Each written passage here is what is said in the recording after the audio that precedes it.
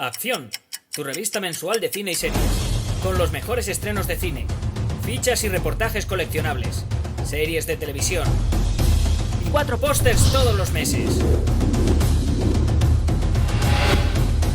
Búscala en tu kiosco. Muy buenas amigos y seguidores del canal de Acción Cine. Hoy traigo un vídeo muy especial. Muy especial por diversos motivos. El primero, que no es un vídeo a la carta, no es una videocrítica, no es nada por el estilo. Es un repaso a una carrera porque el próximo 12 de junio se cumplen 100 años ya del nacimiento de quien para mí, y por eso este vídeo es muy especial también para mí, es nuestro gran director de todos los tiempos. Y aquí vamos a sacar ya el conejo de la chistera para hablar de toda la polémica que queráis. Sé que muchos me van a decir que estoy loco, sé que todo el mundo va a hablarme de Buñuel, de Almodóvar, de Erice. No tengo ningún problema en admitir, y siempre lo haré, que son genios todos ellos. Buñuel es un maldito portento, Almodóvar es un genio, Erice es un monstruo, no hay ningún problema, pero creo que nadie, jamás, ni con todo el trabajo del mundo, ni después de intentarlo muchísimo, nos ha radiografiado de tal forma y nos ha calado tan hasta el fondo como lo hacía Luis García Berlanga, especialmente cuando se asoció con su compañero de fatigas, el brillantísimo guionista don Rafael Azcona. Creo que nadie, ningún director, ningún guionista, ha sabido trazarnos, analizarnos, juzgarnos, como lo hizo Luis García Berlanga. Quien hace ya más de 10 años nos dejó, y a quien debemos muchísimo, porque su influencia en el nuevo cine español, que surge a partir de los años 50, es capital. Es una influencia que llega hasta nuestros días, hasta Almodóvar, hasta Alex de la Iglesia, hasta Santiago Segura.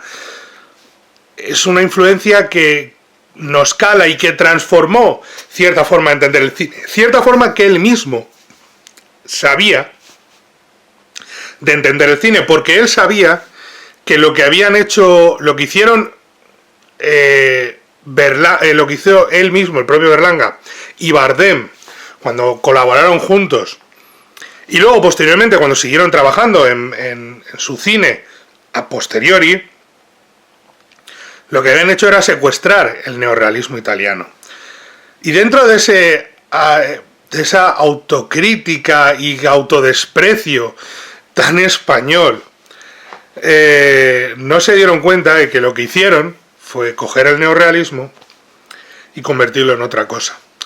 Convertirlo en el costumbrismo español, en el neorrealismo español, en el realismo español. Tiene muchas definiciones, cada uno le da la suya, pueden buscarlo. Creo que es uno de los géneros más olvidados cuando se habla de historia del cine. Y lo triste no es que lo olviden, que pasa a veces en Estados Unidos, o que lo olviden en Gran Bretaña, o que lo olviden en Francia. Lo triste es que nosotros nos olvidemos de que junto al neorrealismo italiano, a la Nouvelle Vague francesa, al free cinema británico, estaba este realismo español, este costumbrismo español, que tenía sus propias claves, visuales, analíticas y sobre todo de guión. Porque la clave del cine de Berlanga y de este costumbrismo, de este realismo patrio nuestro, que la diferenció totalmente, total y absolutamente, para mí y para muchos profesores de historia del cine, del neorrealismo, es el humor, esa acidez, ese tono satírico, ese descreimiento. El neorrealismo estaba cargado de drama, y adoro el neorrealismo. Es un cine que me maravilla y me parece precioso, y adoro a Vittorio De Sica, y El ladrón de bicicletas es una de las obras que hay que guardar por siempre, y Milagro en Milán, y todas. Roma ciudad abierta, las que quieran ustedes. pero eran dramáticas. Casi al completo dramáticas. Sin embargo, cuando analizamos el material español, cuando analizamos nuestro querido realismo, costumbrismo, como quieran ustedes llamarlo, nos encontramos con que la clave está en el humor, en ese tono ácido, en esas vueltas de tuerca, en ese carácter tan mediterráneo y a la vez tan español, de no aceptar la situación tal y como es y de buscar una forma de salir de ella, que define en gran medida el cine de Berlanga, con un humor descacharrante y formidable. Luis García Berlanga, que nace en Valencia, como hemos dicho, un 12 de junio de 1921, 100 años ya, era hijo de terratenientes, su padre fue gobernador de Valencia, su padre, dentro de una familia acomodada, era republicano y de centro-izquierda, lo cual, que venía también de su abuelo, que había sido también de aquel frente liberal de los final del siglo XIX, lo cual provocó que cuando terminó la guerra, para evitar que su padre fuera juzgado, que es algo que muchas veces se malinterpreta y se confunde, para evitar que su padre fuera juzgado, porque fue gobernador de Valencia durante la República, y eso no se podía permitir, Luis García Berlanga aceptó ir a la División Azul, al frente ruso, y allí estuvo un tiempo, de carabinero, por lo que comentó luego posteriormente. No fue una grata experiencia y la propia gente que estuvo con él no sabe definir muy bien sus inclinaciones políticas, pero él siempre se definió como anarquista, como un hombre empeñado en encontrar y en buscar la libertad absoluta y extrema para todas las personas. Él era un anarquista, se consideraba un pensador de izquierdas y a su llegada a Madrid lo que quiere ser es, escribe varios artículos, quiere ser escritor. Se matricula en la Facultad de Filosofía, pero nunca llega a estudiar filosofía. Él mismo declaró posteriormente que había mucha gente confundida con ello, que él nunca llegó a estudiar una simple clase, que se matriculó para poder jugar en el equipo de fútbol de la Facultad de Filosofía, y que viendo El Quijote de Pabst, en aquella época fue lo que le cambió la vida y lo que cambió su forma de entender y de aceptar lo que quería ser. Él narraba que en esa época, cuando vio esa película, descubrió que más allá de todo lo que le ofrecía la literatura y demás, quería hacer cine. Pese a que la película no le terminó de convencer, aunque ahora hablaremos un poco más de eso. No era su tipo de cine, no era el tipo de cine con el que él se entretenía, porque él se declaraba siempre fan de lo que hacía, que era la comedia. Él decía que el cine cómico, que era lo que él hacía, era lo que más le alegraba, lo que más le emocionaba y lo que disfrutaba más viendo. Y que lo de Pabst no era algo que le volviese loco como película, aunque él aseguraba, y a esto me refiero, él aseguraba que nunca jamás se había aburrido viendo una película, que nunca había sido esta gente que dice, uy, yo me voy, esto no puedo aguantarlo, esta peli es demasiado mala, demasiado aburrida. Siempre le había fascinado lo que veía. Luego, saliendo de la película, analizándola más críticamente, podía haber dicho, esta era mejor, era peor, pero viendo la película nunca se había aburrido, pero no era su tipo de cine. Pero visualmente hubo algo en la película que le fascinó de tal forma que dijo, esto es lo que quiero hacer. Con lo cual estudió cine, y de allí donde rodó varios cortometrajes, El Circo y siempre me olvido del título del primero, que es Paseo por una guerra antigua. Y de esta forma consigue que le fichen para hacer su primera película, que curiosamente se estrenaría a posteriori de su segunda película. Escrita y dirigida junto a Bardem, se trata de esa pareja feliz, donde ya se ven vicios y virtudes de un cineasta dispuesto a algo muy difícil, que fue, yo entiendo, y de verdad lo entiendo, por supuestísimo, que Buñuel tuvo que exiliarse, que mucha gente tuvo que exiliarse para evitar acabar en prisión o ser fusilada incluso.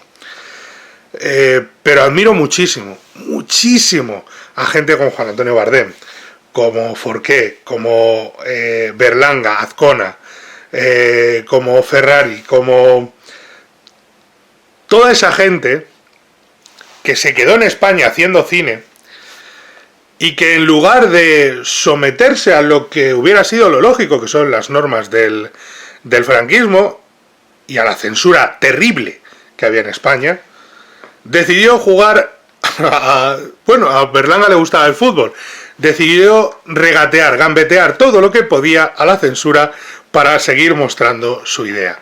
Y como la censura es un mecanismo estúpido per se, porque no hay nada peor para el arte que la censura, como es un mecanismo estúpido per se, la gente que suele llevarlo a veces es más estúpida de lo que parece.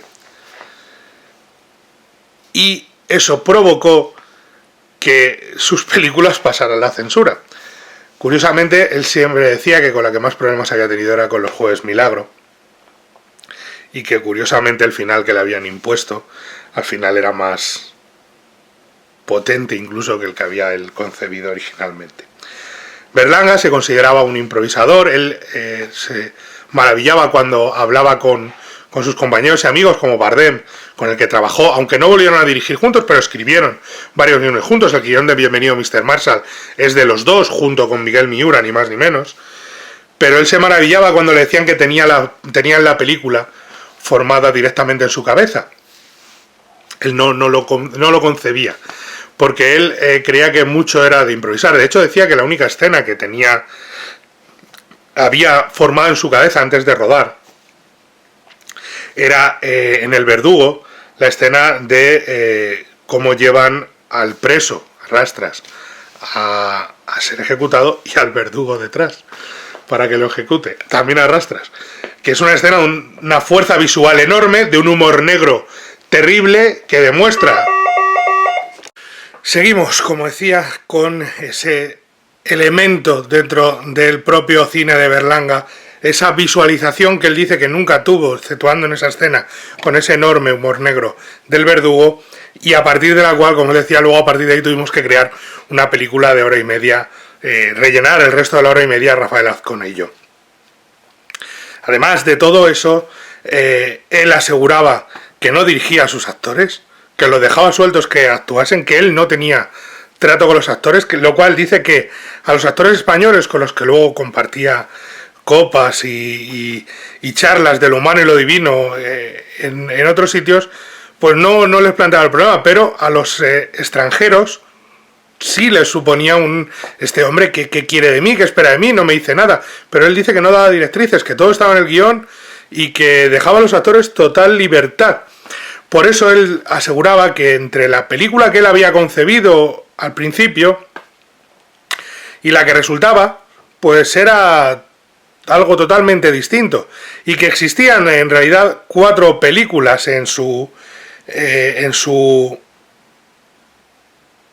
cada una de sus películas. Había habido 4 películas en realidad, 4 versiones totalmente distintas: la del guión, la del rodaje, donde estaba todo muy abierto a la improvisación y a cambiar, dice que no tanto del guión, pero sí a ciertos elementos de rodaje y visuales, la del montaje evidentemente, y algo que él siempre decía, cosa rara, es que él no quería sonido directo en sus películas, quería doblaje, para poder en el doblaje poder tener una última oportunidad para cambiar las cosas y darle otro giro a la película. Para que nos entendamos, en el cine español antes habitualmente se doblaban las películas, las rodadas en España, porque el sonido directo no era muy bueno, con lo cual se trabajaba con sonido doblado, luego posteriormente se hacía doblaje y se incorporaba a la banda sonora final. Y eso a Berlanga le da una oportunidad de añadir algo más. Él decía que si pudiera hasta el último día antes de entregar las bobinas a los cines estaría cambiando cosas de la película.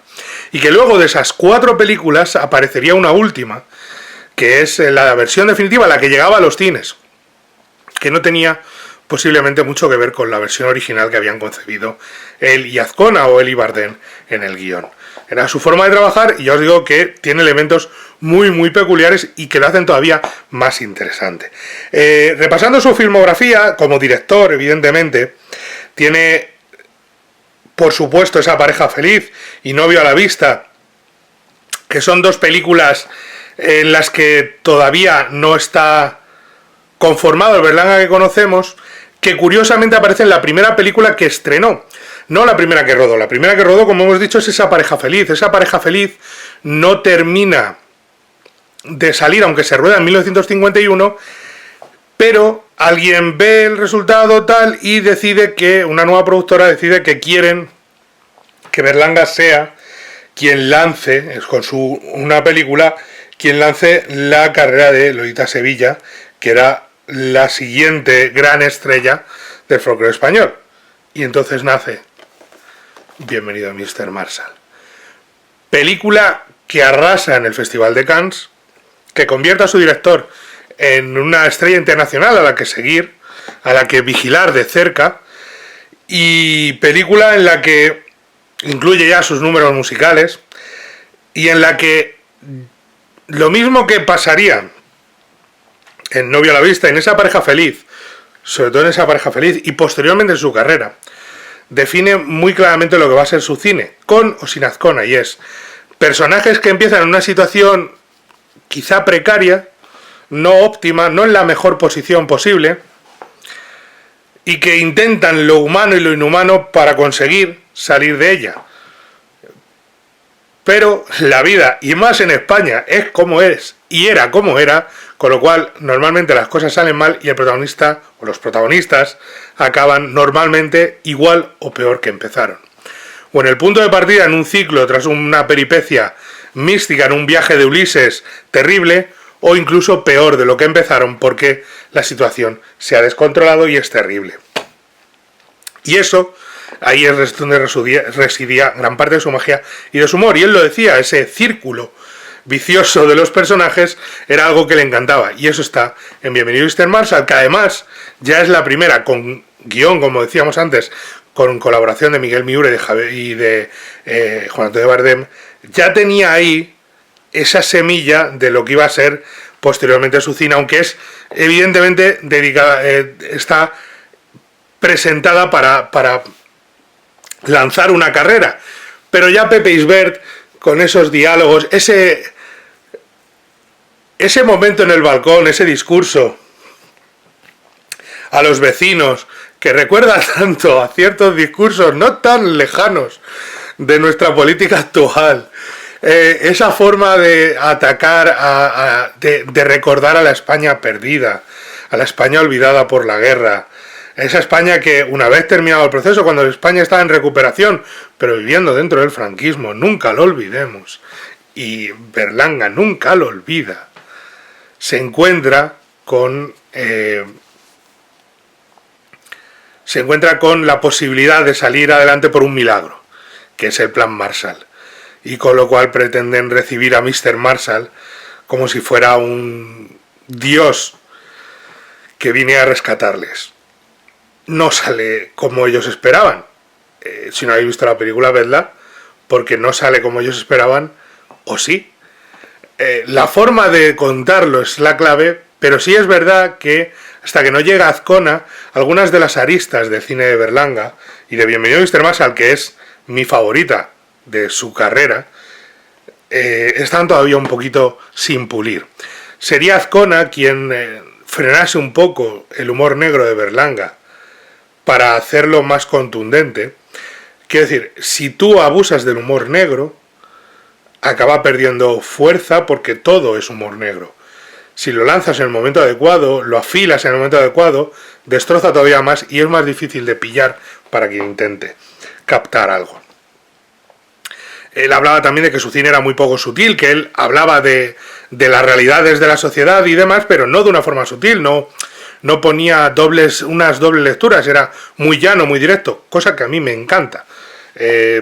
No porque no haya que pensar con el cine de Berlanga, sino porque, ni porque te lo dé todo mascado, sino porque no busca ser más listo que el espectador. Busca contar una historia, divertir con una historia, y no te preocupes que vas a pensar en ella mucho tiempo con algunas de sus películas. Después de esa pareja feliz y No novio a la vista, ese viaje a inicios de siglo con esa chiquilla buscando novio o posible marido y su madre obsesionada por un camino y ella por otro, tan ácida y tan puñetera que no parece de la época, también decían que la pirotecnia propia valenciana se la controlaba mucho Azcona. Nos llega Calabuig. Es una buena película, Calabuig. Es una película muy entretenida, pero no es su mejor película ni de largo. De hecho, Truffaut llegó a decir de ella que el tema de la bomba ya le podía haber caído al realizador de la película. Y el propio Berlanga se reía de ello y decía, pues posiblemente tuviera razón y hubiéramos salido ganando. Dice que no fue sencillo el rodaje y la crítica destrozó la película y él mismo dice que con Calabuig no quedó muy contento con el resultado. Después de Calabuig, ya en el 57, llegaría Los Jueves Milagro, todavía sin Azcona, en este caso con José Luis Colina como co-guionista y con esa historia bizarra, a más no poder, de ese pueblo que tiene un balneario, unas termas y tal, y hace tiempo que no van los turistas, de nuevo la España abandonada, la España perdida, la España dejada de lado, cuando les decían a nuestros padres o a nuestros abuelos que se salía del pan negro y del extraperlo, que nevera y 600 todo el mundo, etcétera, etcétera. Películas como Los Jueves Milagro recordaban que existía una España de gente que trabajaba de sol a sol en el campo, de pueblos perdidos, de lugares abandonados, igual que Bienvenido Mr. Marshall, de gente que no... que lo del 600 y la nevera estaba muy bien a lo mejor para la burguesía, pero no para la gente más llana y más humilde, que quedaba normalmente olvidada y que las pasaba muy mal, por decirlo finalmente, muy mal. Que Berlanga no necesitaba palabrotas para ajustarlo. El Jueves Milagro es una auténtica joya, una maravilla, y aún así no es su mejor trabajo. Porque sus mejores trabajos para mí llegan a continuación. No son mis favoritas, pero sí son sus mejores trabajos para mí. En el 61 y el 63. Entre medias, en el 62, llega Las Cuatro Verdades, que es son cuatro cortometrajes, 4 segmentos de una película de directores europeos, y curiosamente la edición norteamericana de esa película solo cuenta con 3 de los 4 segmentos, el que cortan es el de Berlanga. Terrible estos yankees. Todavía le odian. Recuerden que con Bienvenido Mr. Marshall hubo un enorme revuelo en Cannes. El presidente del jurado era Edward G. Robinson, que se negó a darle el premio a la película, el gran premio. La película ganó varios galardones, pero no ganó el gran premio en Cannes porque no quería Edward G. Robinson, que se sintió muy ofendido por esa imagen que daba de Estados Unidos, y de hecho tuvieron que censurar el tema de la bandera y demás. Fue muy muy raro. Plácido llega en el 61 y estamos hablando de Berlanga, es una de sus grandes obras maestras. Esto es miel. Esto de verdad, Casen, José Luis López Vázquez, Amparo Soler Leal, Julia Cava, esto es una joya como no se ha visto nunca. Esta portada define la vida y define un país, y esta película define un país. La nochebuena más terrible para el pobre hombre protagonista de esta película, que lo único que quiere es pagar la letra de su motocarro para poder seguir trabajando y que no se lo quiten, porque si no paga la letra le quitan el motocarro y necesita el motocarro para trabajar, repartiendo cestas de Navidad. Y cómo todo se tuerce, y cómo las cosas no salen como esperaban, y cómo acaba la historia. Y mientras, todo ello con ese programa, que no entiendo, permítame que me ría, no entiendo cómo la censura permitió que hicieran lo que hizo Berlanga. Ese programa en el que se está riendo de la burguesía, Se está riendo de esa gente que cree que está ayudando a los pobres, dándole de comer a ese hombre al que le dan langostinos o gambas por primera vez, y estos bichos que son. Esa gente. Y como, pero oiga, si esto es carísimo y que no entienden, y que de una noche, ahí es lo de apadrino un pobre, una noche te lo llevas a cenar a casa en Nochebuena, a un pobre. Y está ese hombre que al final, con ese palo, pero usted no puede morirse en pecado, ¿cómo que no? No pienso casarme. Pero ¿qué más le da? Todo eso es simplemente brillante, brillante, su forma de analizar la sociedad, con un puñetero bisturí, directo al nervio, al hueso, al tendón, hacer daño, con humor, con muchísimo humor, pero con una brillantez a la hora de explicarte las cosas. Él decía que no era sutil o que no daba doble sentido, no, lo que no era obvio. Y eso se nota en Plácido muchísimo.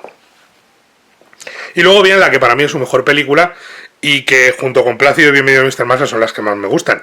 Su mejor película, repito, en la carrera de un maldito genio, que es El Verdugo, del 63. El Verdugo es la película, es esa historia de un pobre hombre que está obligado a ser verdugo si quiere tener un piso, a heredar el trabajo de su suegro. Su suegro que le dice continuamente que él no, que sí eso, pero que no, que se justicia muy poco, que en realidad va a tener que matar poco. Es demencial, es siniestra, tiene un par de golpes a la iglesia brutales, algo muy habitual en la carrera de este hombre que no se declaraba no creyente, o sí, pero sobre todo se declaraba en contra del poder amasado y de la iglesia. Y dense cuenta una cosa que se dice muy a menudo, que era misógino, que sus películas eran misóginas, que no había un buen tratamiento de los personajes femeninos. Yo creo que no, yo creo que la gente para mí lo están entendiendo mal. Creo que Berlanga, que adoraba a la mujer, que la respetaba muchísimo, que consideraba que no podía haber, que las consideraba más fuertes, y esto son declaraciones suyas, más fuertes, más inteligentes, mejor dispuestas, mejor creadas que nosotros, que los hombres, y esto se puede ver en varias entrevistas, aunque no era muy dado a dar entrevistas. Pero Berlanga, que creía eso, lo que hace es que los personajes de sus películas femeninos, protagonistas, estoy hablando de secundarios ni de fondo, son los únicos cabales. Los personajes masculinos están todos para llevarlos al psiquiátrico como muy poco. O sea, los personajes, sus pobres hombres y tal, sus alcaldes, sus Pepe y Bert, son personajes que están muchas veces más para allá que para acá. Y son los personajes femeninos que están junto a ellos, la esposa en El Verdugo, ciertos personajes que no quiero hacer mucho spoiler en Plácido, varios personajes de Bienvenido Mr. Marshall, son los que mantienen la coherencia, la cordura en un mundo de locura absoluta. Así que no se la pierdan, si pueden, El Verdugo, si no la han visto, mal están haciendo. Luego llega una película que también fue muy atacada por la crítica, pero que tiene, y que espero que editen algún día, porque faltan varias por editar, y esa no la tengo, que es La Boutique, que es una historia de un matrimonio muy particular, y de una relación matrimonial muy, muy particular. Y creo que merece la pena verlo, aunque sea solo por eso. Y por cómo el personaje femenino ve que pasan cosas con su marido y decide obrar en consecuencia. Y de nuevo, el personaje femenino es el que tiene coherencia y cordura dentro de lo que está sucediendo. Sí es verdad que Vivan los novios,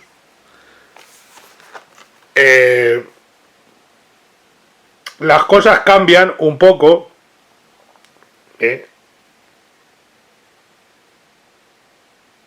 bastante, porque el personaje femenino de aquí, que es el de Lali Soldevilla, tiene un papel un poco más negativo. La película es tremendamente divertida, la película habla de qué es realmente el estamento del matrimonio, de su importancia. Estamos hablando del año 70 en nuestro país.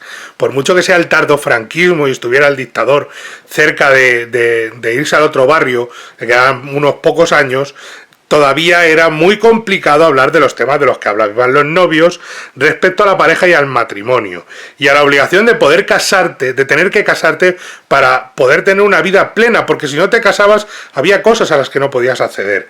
Y Vivan los novios habla de todo eso con una honestidad brutal y con un tono, sí es verdad que quizá más cándido que en otras ocasiones, y en color, cosa que él no aprobaba. Y lo que pasa es que, como él decía, yo no soy Woody Allen, no me van a dejar rodar Manhattan en blanco y negro, con lo cual me veo obligado a rodar en color. No me gusta el color, creo que hay algo sobre el cine en blanco y negro que lo equipara a los sueños. Nuestros sueños no son en color, aunque algunos digan que sueñan en color. Estoy parafraseando prácticamente al maestro. La gente suele soñar en blanco y negro, y el cine es sueño. No hay nada más cercano al sueño que el blanco y negro. El blanco y negro tiene una cualidad mágica, etérea, que es lo que nos devuelve a los sueños, y el cine son sueños. Y es curiosa la forma de apreciarlo. Él se sentía obligado a tener que rodar en color, por desgracia. Una pena que se sintiera obligado, porque Vivan los novios está muy bien, pero Tamaño natural también está muy, muy, muy, muy bien. Esta historia, que luego ha inspirado más de una película, porque fue un éxito internacional, tuvo muchísimos ataques por parte del feminismo de la época, sobre todo en Italia, pero fue un éxito internacional, una película que hizo para Paramount Internacional, una película con Michel Piccoli de protagonista, una película que acababa de una forma, véanla, y que hablaba realmente de la soledad. Dice que él lo que más le dolía era que hubieran tratado esta película como una película erótica, cuando no lo era. Era una película sobre la soledad, sobre el encontrarse solo, el no verse, y el para ello necesitar de una muñeca de tamaño natural con la que tener relaciones, porque había perdido el contacto con su propia humanidad y con los seres humanos. Tamaño natural es una película muy personal, muy íntima, muy distinta a lo que hacían Azcona y Berlanga. El guión no parece de ellos casi, pero pronto nos cambiarían y nos devolverían a la magia, porque llegaría su trilogía brutal, 78, 81, 82. Por desgracia, La escopeta nacional no está editada en Blu-ray, pero sí lo están tanto Patrimonio Nacional como Nacional 3.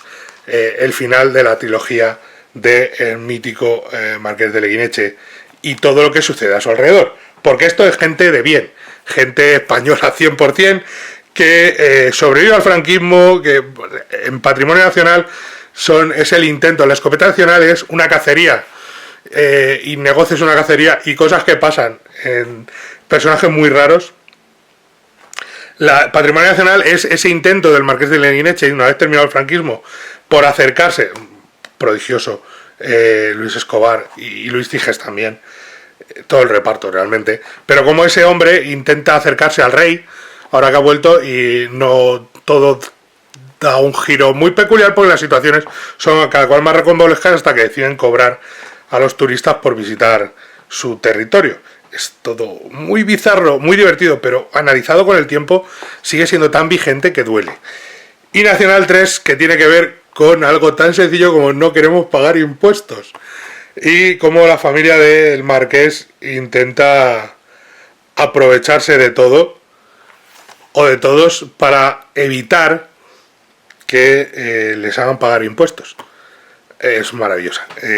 Quizá es la menos fuera de las tres. Mi favorita es Patrimonio Nacional, pero siguen siendo tres joyas indiscutibles. En el año 85 llegaría la que para mí es su última gran obra maestra, que es La Vaquilla, que es una mirada a la guerra civil, edición especial 30 aniversario en este caso, que es una mirada a la guerra civil desde un punto de vista muy humano y muy cercano, que es el de cuánta gente de la que había en las trincheras no eran primos, vecinos, amigos, obligados por las circunstancias, porque la frontera había caído de aquí o de allí, y tu pueblo era de un bando y del otro, y tenías que someterte a ese bando o al otro, y había gente de derechas luchando en el bando republicano y gente de izquierda luchando obligada en el bando nacional, y no había más, y gente que desertaba continuamente de un bando a otro por estar en su pueblo. era tan borrico y tan sencillo como eso. Mi propio abuelo se fue a la guerra y estuvo en el sitio de Madrid haciendo zanjas porque nadie se atrevía a darle al hombre una pistola, y luego posteriormente estuvo preso en el penal de Ocaña bastante tiempo por haber luchado en el bando republicano sin saber si le iban a fusilar por las mañanas, y estuvo porque le dijeron que no tenía huevos a subirse al tren, que no se iba a la guerra porque no tenía huevos, porque mi abuelo tenía 19 años, no había sido llamado a fila, se llamaba con 21, y le dijeron que no tenía valor, y dijo mi abuelo que no. Madre de Dios, la que lió, y allí desapareció 3 años. Eso es el espíritu de la vaquilla. Y eso que me contaba a mí mi abuelo viendo la película, yo decía, ostras, es que es España. No hay otra manera de definirlo, y es tan brillante, tan hilarante y tan triste al mismo tiempo. Deja ese pozo de ternura y tristeza siempre, que te hace reflexionar, porque te das cuenta que esa vaquilla por la que se pelean, ese grupo de gente que lo está interesando es robar el toro del otro lado, la vaquilla del otro lado, son muy nosotros, incluso cuando han pasado casi 80 años desde el final de la Guerra Civil. No, más de 80 años. De verdad que es una maravilla, que es una auténtica joya en ese sentido, y que deberíamos tenerlo en cuenta siempre que veamos películas como La Vaquilla. Moros y Cristianos, película del 87, película muy divertida, película sobre una familia que quiere promocionar sus productos, tiene una empresa, producto muy peculiar, y una familia muy peculiar, pero no está tan fina como la escopeta nacional o como La Vaquilla, y tampoco está tan fina como Todos a la cárcel, que si no está a la altura de La Vaquilla le falta un pelo, que es divertidísima, que es una mirada de nuevo a ese mundo, a esa España fracturada, a esa cárcel, el día del prisionero político, del preso político, telita la que se lía, en una cárcel en la que hay hasta un cura comunista y por ahí suelto. Todo es demencial, todo es divertidísimo. El personaje de Quintanilla de Pepe Sacristán es una maravilla. Todo es bien en Todos a la cárcel, y quizás una reiteración de temas, y que ya estábamos en el año 93, si no recuerdo mal, son los que nos hacen ver la película con un pozo distinto, pero sigue siendo una auténtica maravilla. Y su última película, y me da pena porque yo hubiera terminado la carrera con Todos a la cárcel, porque París Tombuctú, de nuevo con Piccoli, y con ese viaje de ese cirujano que se muda a ese pueblo perdido y demás, ya igual que en Todos a la cárcel, ya sin Azcona, es con su hijo como co-guionista, como la serie Villarriba Villabajo, que tanto contaba. Y no está... Es buena película, no me malentiendan, es buena película, pero no está al nivel de la anterior. Y es una pena, porque París Tombuctú me recordaba cosas como Amanece que no es poco, y Amanece con los pocos es mejor película. Cosa que no pasa con el resto. Miren, otro tipo de cine, otro cineasta muy influido, por supuestísimo, por Luis García Berlanga. Un Luis García Berlanga que decía que su cine visualmente, tal, que la cámara era alguien que le acompañaba, que él no le daba tanta importancia. Bueno, Berlanga, allá donde estés, en el cielo, en el infierno, da lo mismo. Allá donde estés, espero que digas estas palabras. Eras un maldito genio con la cámara, como lo eras con las palabras junto con Azcona. No sé cómo lo hacías para manejar tus actores, pero eras un genio también. El plano del que decías que tenías en mente de la prisión con el verdugo es simplemente sublime. Pero si tienen alguna duda, vean la iluminación en la iglesia con la boda y cómo van cambiando, cómo van moviendo las velas, se va moviendo la familia con ese plano picado. No, estos no han pagado velas y van detrás de las velas toda la familia. Vean eso. Vean el discurso de la que les hemos comentado, de Bienvenido Mr. Marshall. Vean cómo está rodada La Vaquilla. Berlanga visualmente era un monstruo también, aunque él diga que no, especialmente en blanco y negro. Así que, querido maestro, allá donde estés, no te quites mérito, que puede parecer muy propio, pero no debe serlo. Eras eres y serás, para mí, el más grande entre los grandes, uno de los mejores directores de la historia. Si yo tuviera que elegir directores, y creo que tengo un vídeo pronto de elegir directores, Berlanga estaría entre ellos, sin duda, porque creo que por encima de la genialidad de Buñuel y de tantos otros, Berlanga nos conocía muchísimo. Nos conocía desde abajo, porque estaba con los de abajo. Con Buñuel siempre he tenido la sensación de ese cine burgués, y Berlanga nos conocía a todos al dedillo, pero siempre estaba con el de abajo. Siempre ese lado anarquista y de izquierdas que él se consideraba, siempre estaba con el pobre, con cómo el gobierno, el Estado, la Iglesia, el franquismo, la guerra, dejaba al pobre vendido en manos de una locura. Nadie ha rodado como Berlanga en nuestro país y muy pocos fuera. Y por eso para mí es tanto orgullo tener esta pequeña colección y tanto orgullo hacer este vídeo del centenario del nacimiento de un genio.